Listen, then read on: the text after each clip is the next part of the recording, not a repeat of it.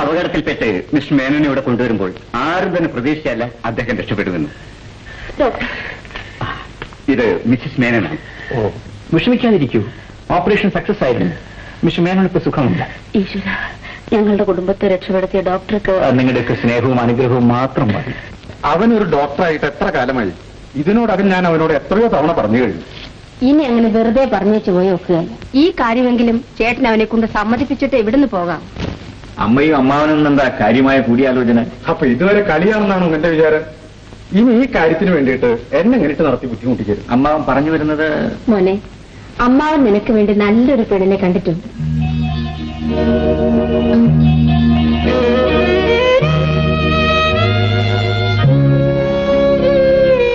എനിക്കിപ്പോ വിവാഹം വേണ്ട മാവ.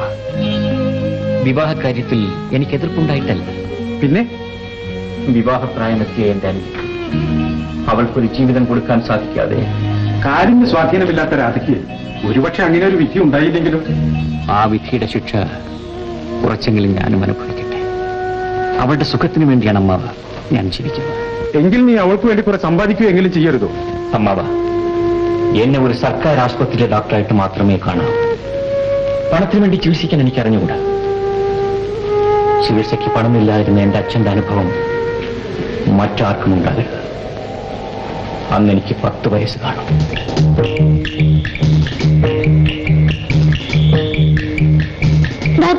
ഡോക്ടർ, എന്റെ അച്ഛന് അസുഖം വളരെ കൂടുതലാണ്. എന്റെ വീട്ടിലേക്ക് വേഗം ഒന്ന് വരണം. ഡോക്ടർ അദ്ദേഹം വർഗീസ് മുതലാളിയുടെ വീട്ടിലേക്ക് പോവാണ്. നീ പോയി വേറെ ആരെങ്കിലും വിളിക്ക്. എനിക്ക് മറ്റാരെയും അറിയത്തില്ല ഡോക്ടർ. എന്റെ പൈസയും ഇല്ല. എന്നാൽ വേഗം ധർമാശുപത്രിയിലേക്ക് കൊണ്ടുവരും. കാർ കൊടുക്കുന്നുണ്ട്, വരൂ. ഡോക്ടർ ഒന്ന് വേഗം വരും. ഡോക്ടർ, എന്റെ അച്ഛന് അസുഖം വളരെ കൂടുതലാണ്. പോടവിടെ. Doctor,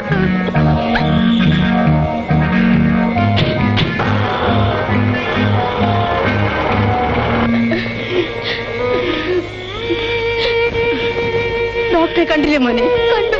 doctor വന്നില്ലമ്മേ. അച്ഛനെ ധർമാശുപത്രി കൊണ്ടുപോകാൻ പറഞ്ഞമ്മേ. മോനെ, സാരമില്ല മോനെ. അച്ഛനിപ്പോ കുറച്ച് ആശ്വാസമുണ്ട്. എന്റെ മോൻ കരയാതെ. മോളെ, അച്ഛന് നിന്റെ കാര്യം ഓർക്കുമ്പോ ഇങ്ങനെ ഓരോന്നോർത്ത് മനസ്സ് വിഷമിപ്പിക്കരുത്. എന്റെ മോൻ പഠിച്ച് ഒരു വലിയ ഡോക്ടറാകണം. എന്നിട്ട് എല്ലാവരെയും ചികിത്സിക്കണം. നിന്റെ അനിയത്തിയുടെ കാൽ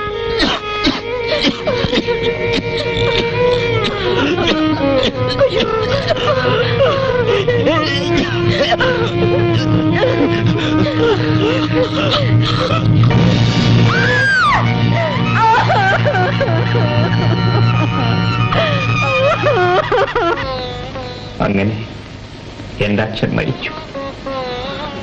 എന്റെ അച്ഛന് 2 ആഗ്രഹങ്ങളായിരുന്നു.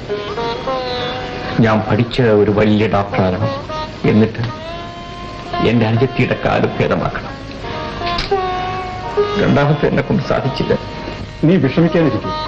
ഇതൊക്കെ ഒരു വിധിയാണെന്ന് വിചാരിച്ചാൽ സമയമാകുമ്പോൾ എല്ലാം ശരിയാകും. ഞാൻ അടുത്ത ആഴ്ച അങ്ങോട്ട് വരാം.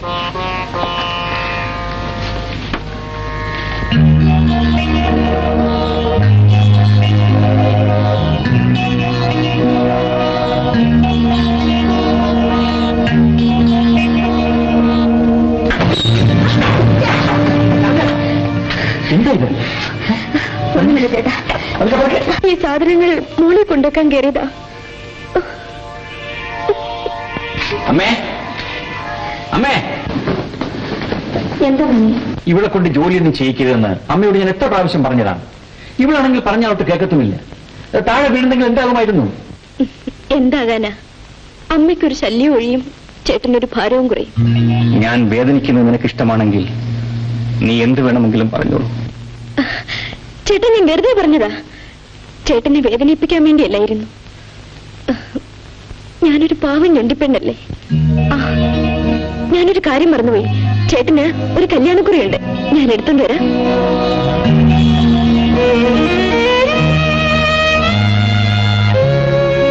ഞാൻ എത്രയോ രോഗികളെ ചികിത്സിച്ചു കഴിഞ്ഞു.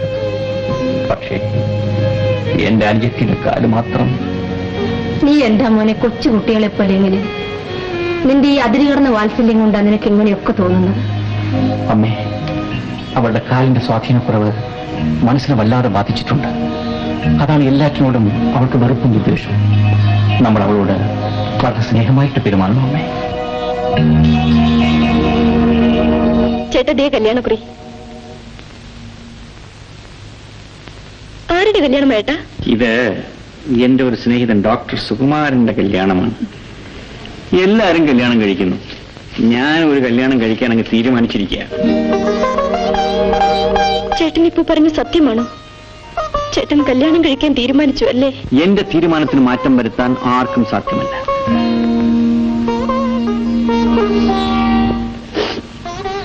നിൽക്കൂ. നീ എന്തിനാ കരയുന്നത്? ചേട്ടൻ എവിടുന്നെങ്കിലും ഒരു പെണ്ണിനെ കല്യാണം കഴിച്ചോണ്ട് വരും. പിന്നെ ചേട്ടൻ എന്നോടുള്ള സ്നേഹം മുഴുവനും അവരോടായിരിക്കും. ഞാനൊരു ഞൊണ്ടിയായതുകൊണ്ട് അവരും എന്നെ ഇഷ്ടപ്പെടത്തില്ല. എല്ലാവർക്കും എന്നോടായിരിക്കും വെറുപ്പ്. എല്ലാവരും എന്നെ ഉപേക്ഷിക്കുകയും ചെയ്യും. ഞാൻ ഒറ്റയ്ക്കായി പോകും ചേട്ടാ. ചേട്ടൻ വെറുതെ നിന്നെ ശുണ്ഠി പിടിപ്പിക്കാൻ പറഞ്ഞതല്ലേ? നിന്റെ കല്യാണം കഴിയാതെ ഒരു പെണ്ണിനെ ഈ പടിക്കകത്ത് ഞാൻ കയറ്റൂല.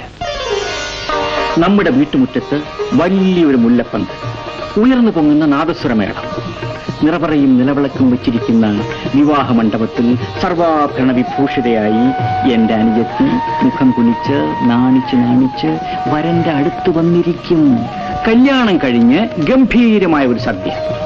അതിനുശേഷം നിരവധി കാറുകളുടെ അകമ്പടിയോടുകൂടി വധു ഭർത്തഗൃഹത്തിലേക്ക് പോകും.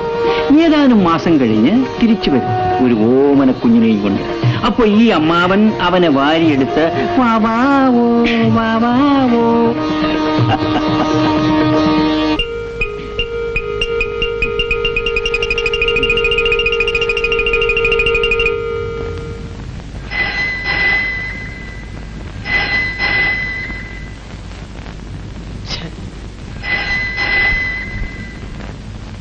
ഹലോ, ഇതൊരു ആശുപത്രിയാണെന്ന് അറിയാൻ പാടില്ലേ?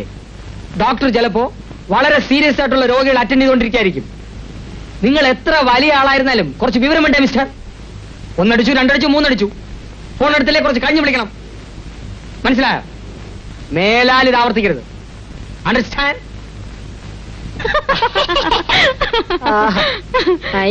അല്ല, നിങ്ങളെല്ലാവരും മണ്ടനോമാന്ന് വിളിക്കുന്നത്.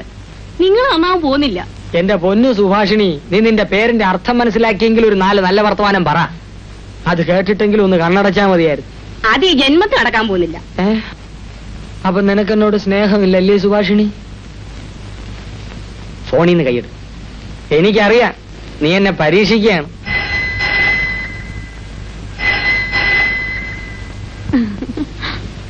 ഹലോ, ഡോക്ടർ ആണോന്ന് ചോദിച്ചാ അല്ല, എന്നാ അല്ലേ ആണും താനും. സുരേഷ് ഡോക്ടർ വീട്ടിലുണ്ട്.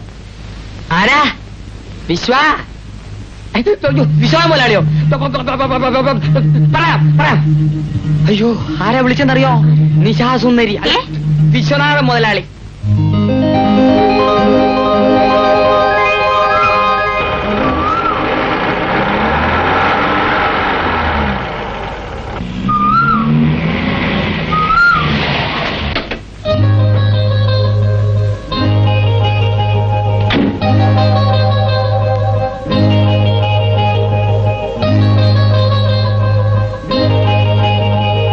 മുതലാളി, ഡോക്ടർ വന്നു. Good morning. Good morning. Doctor Suresh, നമ്മൾ തമ്മിൽ പരിചയമില്ല അല്ലേ? നിങ്ങൾ ഡോക്ടർ ആർ കെ ഷേണായി അറിയുമോ? അദ്ദേഹം ഒരു വലിയ ഡോക്ടറാണ്. Doctor K C Thomas, senior surgeon. ഇവരെല്ലാം എന്റെ ഫാമിലി ഡോക്ടേഴ്സാണ്. ഇന്ന് യാദൃശ്യമായിട്ട് രണ്ടുപേരും സ്ഥലത്തില്ല. അങ്ങനെ ഞാൻ ആകപ്പാടെ വിഷമിച്ചിരിക്കുമ്പോഴാണ് എന്റെ ഡ്രൈവർ നിങ്ങളെ കുറിച്ച് പറഞ്ഞത്. എക്സ്ക്യൂസ് മീ, എങ്കിൽ ഞാനൊരു കാര്യം ചെയ്യാം. എന്താണ്? എന്റെ പരിചയത്തുള്ള ഏതെങ്കിലും ഒരു വലിയ ഡോക്ടറെ ഞാൻ ഏർപ്പാട് ചെയ്തു തരാം. ഡോക്ടർ എന്നെ തെറ്റിദ്ധരിച്ചു. ഞാൻ ഒരു തുറന്ന പ്രകൃതക്കാരനാണ്. ഒന്നും മറച്ചു വെച്ച് സംസാരിക്കുന്നത് എനിക്കിഷ്ടമല്ല. ഡോക്ടറെ എനിക്ക് പരിചയമില്ലാത്തതുകൊണ്ടാണ് ഞാൻ അങ്ങ് സംസാരിച്ചത്. എങ്കിലും എന്തോ ഡോക്ടറോട് എനിക്കൊരു പ്രത്യേകത തോന്നുന്നു. എനിക്ക് 2 പെൺമക്കളാണ്. മൂത്തവൾ ശ്രീദേവി, ഇളയവൾ ഗീത. ചേച്ചി രാവിലെ ബാഡ്മിന്റൺ കളിച്ചോണ്ടിരുന്നപ്പോ തലയിറങ്ങി വീണു. കേട്ടോ, രാവിലെ നടന്ന സംഭവമാണ്. മണിക്കൂറുകൾ കഴിഞ്ഞാണ് എന്നെ അറിയുന്നത്. വരും നമുക്ക് മുകളിലേക്ക് പോകാം.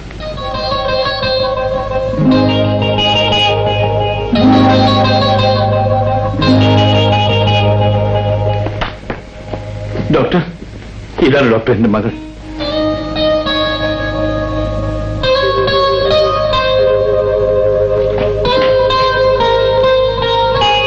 ജീവിതത്തിൽ ഞാൻ എന്തും സഹിക്കും ഡോക്ടർ. പക്ഷേ എന്റെ കുഞ്ഞുങ്ങൾക്കൊരു ജലദോഷമാണെന്ന് കേട്ടാൽ ഞാൻ ആകെ തളർന്നു പോകും.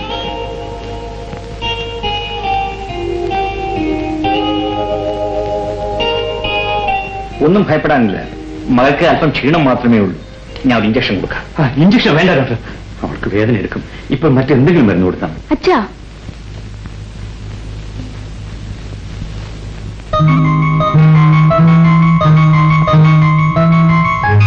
അയ്യോ ഡോക്ടർ, പതുക്കെ, വേദന എടുക്കരുത്.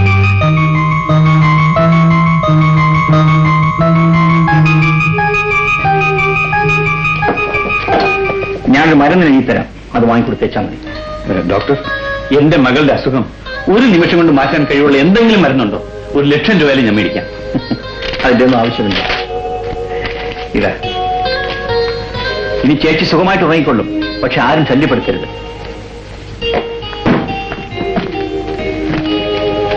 അപ്പൊ ഞാൻ വരട്ടെ. ശരി ഡോക്ടർ, അവൾ ഉണരുമ്പോൾ ആഹാരം എന്ത് കൊടുക്കാം? ബോൺവിറ്റായോ ഹോർലിക്സോ? പൊടിയരി ഉണ്ടെങ്കിൽ അല്പം കഞ്ഞി വെച്ച് കൊടുത്താൽ മതി.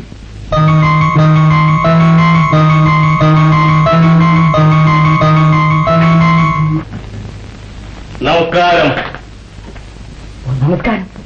കഴിഞ്ഞ 10 വർഷക്കാലമായി ഈ നിയോജക മണ്ഡലത്തിലെ മനസ്സിലായി എപ്പോഴാ വരുന്നതെന്നും എപ്പോഴാ പോകുന്നതെന്നും തെരഞ്ഞെടുപ്പിന്റെ കാര്യമല്ലയോ? അതതിന്റെ ഒരു പൊതു സ്വഭാവമാണ്. അല്ല, വന്നു കഴിഞ്ഞാൽ ഒരു പിടിയാ. രാഷ്ട്രീയം വന്നു കഴിഞ്ഞാൽ പിന്നെ ഒരൊറ്റ പിടിയാ. സാർ പറഞ്ഞ വളരെ ശരിയാ. മിസ്റ്റർ, ഇത് വയറിന്റെ പ്രശ്നമാണ്. അയ്യോ, വയറിന്റെ പ്രശ്നത്തിലേക്ക് വേണ്ടി രാഷ്ട്രീയത്തിലേക്ക് ഇറങ്ങി തിരിച്ച കാലുമാറ്റക്കാരനെ അവർ MLA ആണ് അങ്ങനെ എനിക്ക് അഭിപ്രായമില്ല. സത്യമായിട്ട് അഭിപ്രായം. കാലുമാറ്റക്കാരനോ? MLA ഞാനോ? നിങ്ങൾ എന്തോന്നാണ് ഈ പറയുന്നത്? കഴിഞ്ഞ 10 വർഷക്കാലമായി ഈ നിയോജക മണ്ഡലത്തിലെ ഏറെ വൈദ്യുതകാരനാണ് ഞാൻ. ആണ്ട കിടക്കണ അത് പറ. അപ്പൊ രോഗിയാണല്ലേ? തനിക്ക് പ്രാന്തം ഉണ്ടല്ലേ? ഇത് ആശുപത്രിയാണ്. ശബ്ദം ഉണ്ടാക്കരുത്, ഉറക്കെ സംസാരിക്കരുത്. അപ്പുറത്ത് രോഗികളെ ഇറക്കണം. മനസ്സിലായി? എന്റെ പൊന്നറ്റൻഡർ അദ്ദേഹം ഈ വൈദ്യുതി വേറെ വരുമ്പം ഞാൻ ഉറക്ക വർത്താനം പറയും, ഉറക്കം നടക്കുകയും ചെയ്യും. അദ്ദേഹം ഇങ്ങോട്ട് നോക്കിക്കേ. ഈ വേദന കൂടി ഞാൻ നടക്കാൻ തുടങ്ങിയിട്ട് വർഷം എത്രയാണെന്നറിയാവോ? കഴിക്കാത്ത മരുന്നില്ല, ചെയ്യാത്ത മാന്ത്രികയില്ല, കേറാത്ത ആശുപത്രിയില്ല. ഇത് ചെയ്യാനൊന്നുമില്ല. ഓപ്പറേഷൻ ഒരിയ സുരേന്ദ്രനാഥ് അദ്ദേഹം എന്നെ ഇവിടുന്ന് പറഞ്ഞു വിട്ടാലും എന്റെ ദൈവത്തിലാണ് എന്റെ നോക്കേട് മാറാതെ ഞാൻ ഈ ആശുപത്രിയിൽ നിന്ന് പോകത്തില്ല. എങ്ങനെയാ?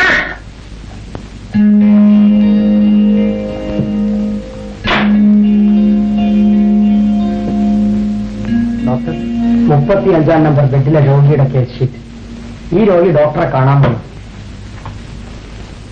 പോകുമ്പോ എന്നെ ഒന്ന് കണ്ടിട്ട് കാണാം. അടുത്ത് വരും. ഛർദിൽ ഓർക്കാൻ പറ്റുമുണ്ടോ? ഉണ്ടോന്നോ? 7 പ്രാവശ്യമാ. 7 പ്രാവശ്യം. ഇവരൊന്നുമല്ല, എന്നെയാണ് തിരുവനായി കൊണ്ടുപോയ ഛർദിപ്പിച്ചത്. എങ്ങനാ? ഈ സുഖക്കേട് പിടിപെട്ട് വർദ്ധക്കാലമായതുകൊണ്ട് ഭേദമാകാൻ അല്പം താമസിക്കും. തൽക്കാലം ഞാൻ ഒരു മരുന്ന് എഴുതിയിട്ട് അത് കഴിക്കുക. പിന്നെ ചിലപ്പോ ഒരു ഓപ്പറേഷൻ വേണ്ടി വരും. അതുവരെ കൃത്യമായി വീട്ടിൽ നിന്ന് ഈ മരുന്ന് കഴിക്കണം. അയ്യോ, അങ്ങനെ പറഞ്ഞാൽ പറ്റത്തില്ല. ഞാൻ പോകാനായിട്ട് വന്നതല്ല. ഡോക്ടർ എന്നെ ഇവരെ കിടത്തി ചികിത്സിക്കണം. അങ്ങനെ അറിയാൻ പാടില്ല. ഇതാ അവൻ വന്നാലുണ്ടല്ലോ, മറ്റവൻ വയറ്റുവേദന എന്നെ കൊണ്ടേ അങ്ങ് പോകത്തുള്ളൂ. അതുപോലെ തന്നെ ഓപ്പറേഷൻ അത് ഞാൻ മരിച്ചാലും സമ്മതിക്കത്തില്ല. രാഘവനെ ഇവിടെ കിടത്തി ചികിത്സിക്കേണ്ടതെന്ന് എനിക്കറിയാം. പക്ഷെ തൽക്കാലം ഇവിടെ ബെഡൊന്നും ഒഴിവില്ല. ഒഴിവരുമ്പോ ഞാൻ അറിയിക്കാം. ഇപ്പൊ ഈ മരുന്നുകൊണ്ട് കഴിക്കും. ബെഡ് ഒഴിവരുമ്പോ ഞാൻ അറിയിക്കും. ശരി, പോയിക്കോളൂ.